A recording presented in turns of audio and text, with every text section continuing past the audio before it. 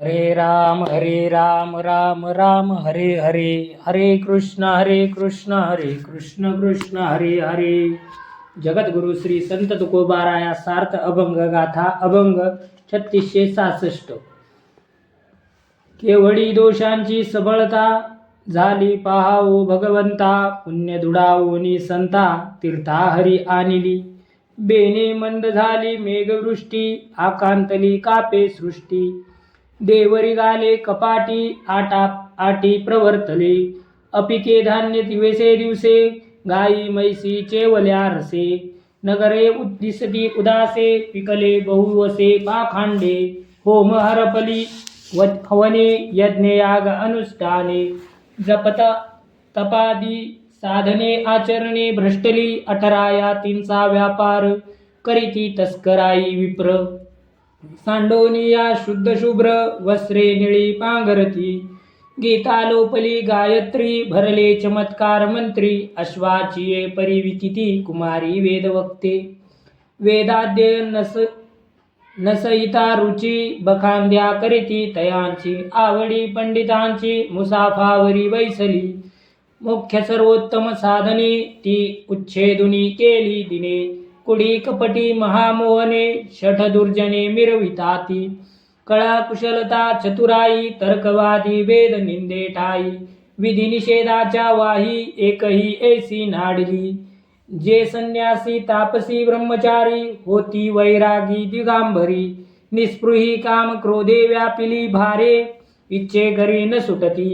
कैसे विनाश काळाचे कौतुके, राजे झाले प्रजांचे अंतक. पिते पित्र सहोदर एकाएक, शत्रुघाते वर्तताती. केवडी रांडेची अंगवन, भ्रमविले अवघे जन. याती 18 चारी वर्ण, कर्दम करोनी विटाळविले. पूर्वी होते भविष्य केले, संती ते यथार्थ झाले. ऐकत होतो ते देखिले, प्रत्यक्ष लोचनी. आता असो हे आघवे, गती नवे कळी मध्ये. करुणा बाका वेगे, देवासी स्मरावे अंतरी. अगाये वैकुंठ नायका, काय पाहतोसी या कौतुका. दावक कलीने गांजले लोका, देतो हाका सेवक तुकयाचा. तुकाराम महाराज म्हणतात, देवा पातकाचे बळ वाढले, पुण्य दुर्बळ झाले. संतजन तीर्थक्षेत्री याचे महात्म्य ओसरले. या पातकाच्या भाराने पृथ्वी अवर्षण झाले असून भूकंप होत आहे. देवगुहेमध्ये लपून बसले आहेत. व्यर्थ खटाटोप मात्र वाढला. दिवसेंदिवस भूमीतून धान्य पिकण्याचे प्रमाण कमी झाले आहे. गाई म्हशी पूर्वीप्रमाणे भरपूर दूध देत नाही. सर्वत्र वाढलेल्या पाखांडपणामुळे गावे उदास झाली आहेत. होम हवने, यज्ञ यागादी अनुष्ठाने, जपवादी साधने लयाला गेली आहेत. वर्ण धर्मानुसार प्राप्त झालेल्या स्वाभाविक ब्रह्मकर्म सोडून ब्राह्मण वर्णीयांची कामे करू लागला. ते शुभ्र वस्त्राचा त्याग करून काळी वस्त्र नेसू लागली. भगवद्गीता पठण, गायत्री मंत्राचा जप कोणी ब्राह्मण करीत नाही, पण ज्या शूद्र मंत्रात चमत्कार आहेत ते मंत्र लोक शिकू लागले.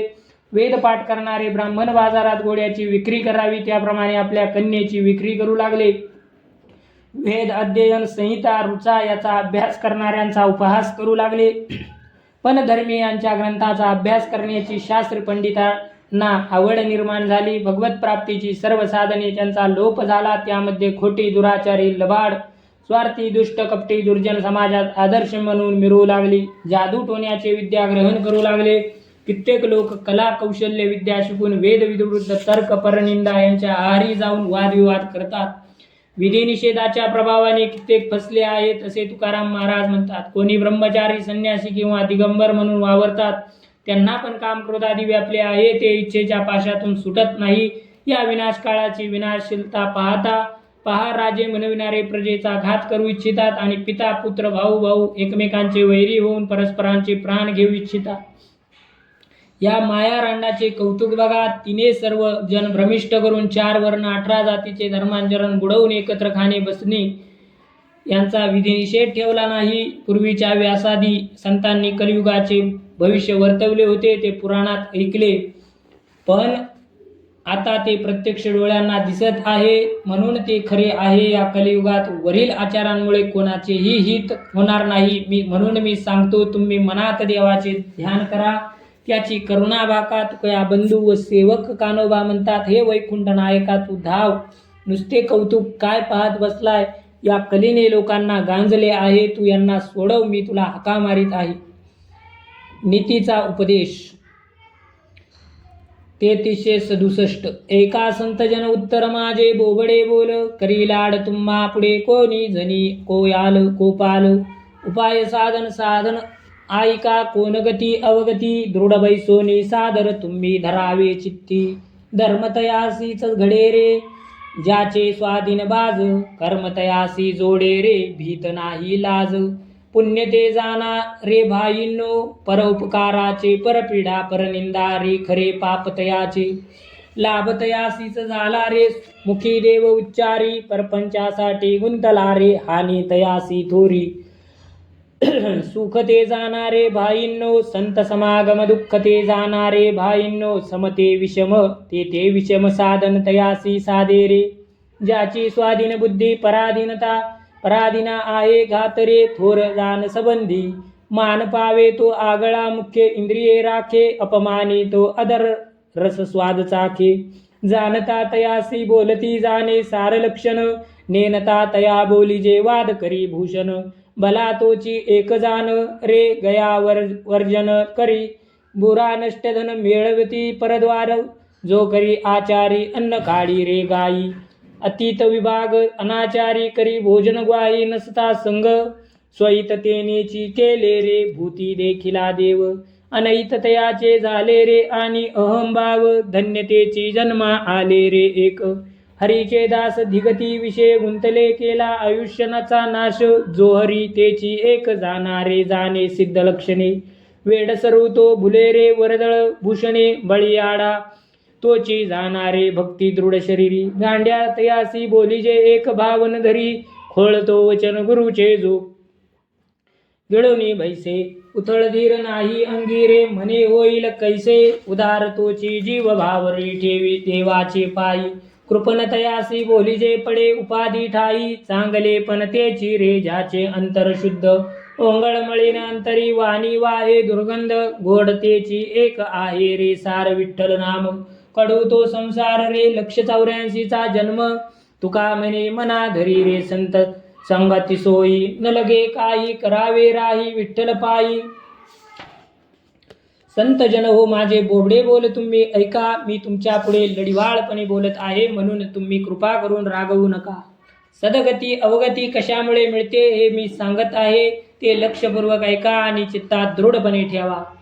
गृहस्थाश्रमामध्ये ज्याची पत्नी पतीच्या स्वाधीन असते, त्याच्या हातून धर्म घडतो. जो कोणाला भीत नाही अथवा संकोच करीत नाही, त्याच्या हातून कर्म घडते. परोपकार म्हणजे मोठे पुण्य, आणि विना अपराधी जीवाला अनाठाई दुःख देणे हेच मोठे पाप आहे. श्री हरिनाम चिंतन ही इहपरलोकी सदगती, आणि हरिनामाला विनमुक्ता ही अधोगती आहे. वेदांत शास्त्राच्या दृष्टीने संत सहवास ज्ञान संपादन हे सुख आहे. परमात्मा सर्वत्र सर्वाठाई समान असताना त्यामध्ये द्वैत बुद्धीने पाहणे हे दुःख आहे. ज्याची स्वतंत्र बुद्धी आहे त्याला भक्तीचे कोणतेही साधन करता येत नाही, पण जो दुसऱ्याच्या बुद्धीने चालतो त्याचा विनाश अटळ आहे. ज्याचे इंद्रिय त्याला वश आहेत तो जगात मान मिळवतो, परंतु परस्त्रीची इच्छा करतो तो अपमानित होतो. आत्महित कशात आहे हे ज्याला कळते तो जाणकार शहाणा, परंतु उगीच विदंडवाद घालणारा नास्तिक त्याला अज्ञानी म्हणावे. जो कष्ट करून चांगल्या मार्गाने धन मिळवतो, ती गहेसारखे तीर्थ जाऊन माता पिता त्यांचे श्राद्ध विधी दान धर्मात खर्च करतो, त्याला सुपुत्र म्हणावे. व तेच धन स्त्रीच्या मोहात गुंतून विषय प्राप्तीसाठी खर्च करतो, तो कुपुत्र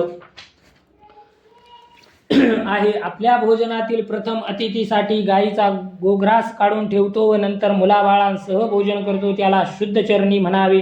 व जो कोणी भोजन करताना बरोबर न एकटा भोजन करतो त्याला अनाचारी म्हणावे. सर्व प्राणी मात्रांच्या ठिकाणी एकच परमात्मा व्यापकपणे पाहतो, तोच सोयीत साधतो. जो गर्वाने कोणत्या जीवाची निर्भत्सना करतो त्याचे अकल्याण होते. जे श्रीहरीच्या भक्ती करतात ते आपले जीवन धन्य करतात, परंतु जे सदा सर्वदा विषय भोगाचे चिंतन करतात त्याचे जीवनाचा धिक्कार असो. ते आपल्या आयुष्याचा स्वतःने सर्वनाश करतात. जे सिद्धाचे खरे लक्षण जाणतात त्यांना खरे परीक्षक म्हणावे. संतपणाच्या बाह्य आचरणाला पाहून दांभिकाला संत म्हणून बोलतात, त्यांना वेडगळ म्हणावे. हरिचिंतनात जे सदैव निमग्न असतात तेच बलवान असतात, पण ज्याच्या चित्तात भक्ती नाही, निरनिराळ्या देवाला भजतो त्याला भित्रा वेडपट म्हणावे.